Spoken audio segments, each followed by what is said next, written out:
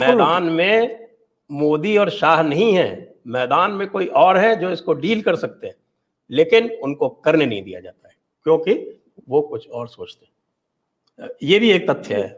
तो मैदान में कौन है ये भी तय करना पड़ेगा। आप यदि इसको दिल्ली पुलिस को फ्री हैंड दे दो तो कितना समय लगेगा इसको टिकैत को निपटाने में? बिल्कुल नहीं लगेगा, बिल्कुल नहीं। मुझे याद है, मुझे मालूम है। लेकिन देखिए, वो पॉलिटिशियन भी है ना, मोदी और शाह वाली समस्या है कि पॉलिटिक्स यही तो कहां पर खत्म होगी, नहीं तो रेड लाइन से लक्ष्मण रेखा कहां पर खींची जाएगी। हाँ, तो इसलिए तो देखना पड़ता है। इसलिए मैंने आपको चरण सिंह ने खुद जाके अरेस्ट नहीं किया था, लेकिन जो हुआ था उसके तो परिणाम जो अपोजिशन एंटी कांग्रेस पॉलिटिक्स है उसको भुगतने पड़े थे। तो ये भी सोचना पड़ता है करने के लिए। मैं तो मानता हूं अधिकारी करेंगे, फोर्स है वो करता है, लेकिन वो तो फोर्स वही का वही रहेगा। परिणाम किसको भुगतने, पॉलिटिकली परिणाम किसको भुगतने?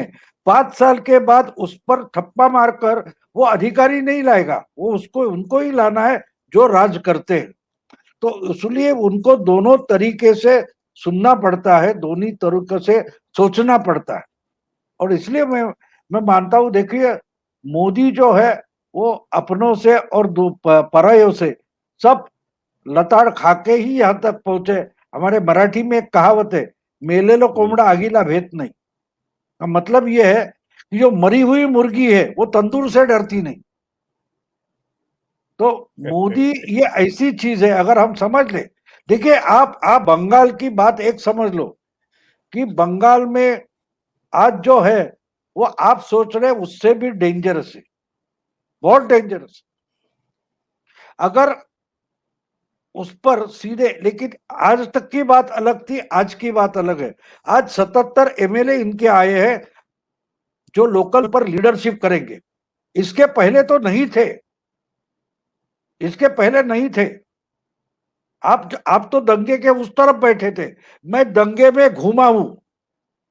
और अभी नहीं, 20 साल पहले तक मुंबई में कोई भी दंगा हो तो भाऊ रास्ते पर रहेगा, और मैं घूमता था। मुझे मुंबई की गलियां गलियां मालूम है कि कहां से निकलना है और कहां से खुद को बचाना है। लेकिन दंगा, मुझे याद है जो पुलिस का बगावत हुई थी, उस वक्त तो मेरी बेटी 1.25 साल की थी।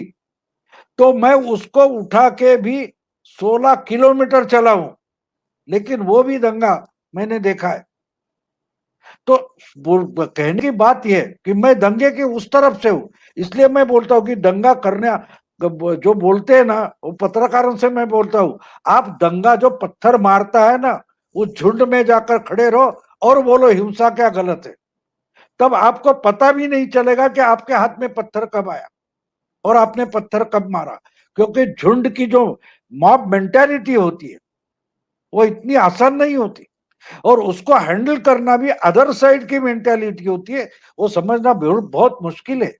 हम बाहर बैठे तो हमारे लिए सब एकेडमिक होता है, लेकिन जो उस एक्चुअल दंगा करने वाला हो या बाहर का, वो पुलिस की बात क्या, मैं आपको एक बता दूं, एक शार्प शूटर मेरा दोस्त था कॉलेज का, गैंगवॉर में मारा गया एनकाउंटर में। तो एक बार ऐसा मैंने उसका पहचाना था, पीछे से पीठ थपथपाए, झूम से घूम गया वो, और बोला फिर से अब ना भाऊ ऐसा मत करो। देखो मेरे हाथ में क्या है, उसके हाथ में रिवॉल्वर था।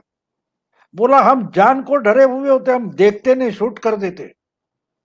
आपको जो जैदी की किताब है बाइकुला टू बैंकॉक, उसमें मुझ पर 1.5 पन्ना लिखा हुआ है। मैं गैंगस्टर के साथ भी दोस्ती किया हुआ आदमी। तो वो उनके दिमाग में क्या चलता है ये सोचना मुझे बहुत पसंद है। तो मोदी शाह के दिमाग में क्या चल रहा है, ममता के दिमाग में क्या चल रहा है। तो आज मैं मानता हूं कि 2 करोड़ 28 लाख वोट अगर बीजेपी को मिले हैं तो इससे बड़ी हिंसा होने वाली है। दोनों में सिर्फ 50 लाख का फर्क है। ममता को जो वोट मिले हैं, तो हम मानते इतना आसानी से बंगाल हल होने वाला नहीं है। वो सब बातें बोलना यहाँ गलत है, मैं बोलना भी नहीं चाहता। लेकिन आपने उकसाया तो मैंने कुछ बातें बोल दी।